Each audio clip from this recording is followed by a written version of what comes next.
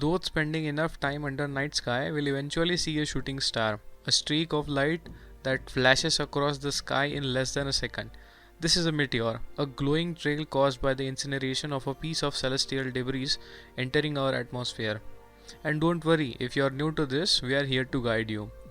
Welcome to another episode of Scientific Engineer, and in this episode we'll discuss what are meteors, how are they different from meteorites, and what other meteor showers you can enjoy.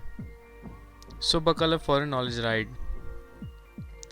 A meteor shower is a celestial event in which a number of meteors are observed to radiate from one point in the night sky. These meteors are caused by the streams of cosmic debris called meteorites entering our Earth's atmosphere at extremely high speeds on parallel trajectories. Most meteors are smaller than even a grain of sand, so almost all of them disintegrate and never hit Earth's surface. Intense or unusual meteor showers are known as meteor outbursts or meteor storms. Meteor showers occurs when Earth's orbit intersects comet's orbit, and as comets travel, they leave behind a trail of rocky materials. Every year, Earth crosses these orbits and encounters meteorite stream. These meteoroids then enters Earth's atmosphere and eventually interacts with the atmosphere to burn up while it's descent, and thus you see the shooting stars.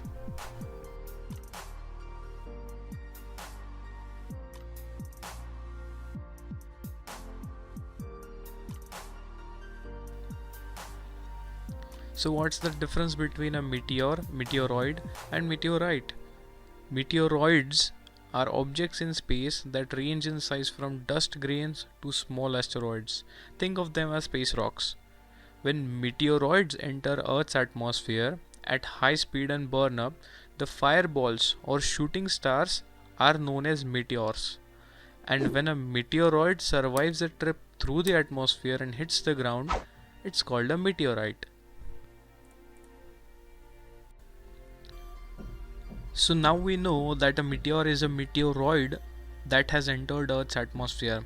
It will then become brightly visible due to the heat produced by the ram pressure, or basically due to the drag experienced while entering into Earth's atmosphere. A meteor striking the Earth or the object may produce an impact crater.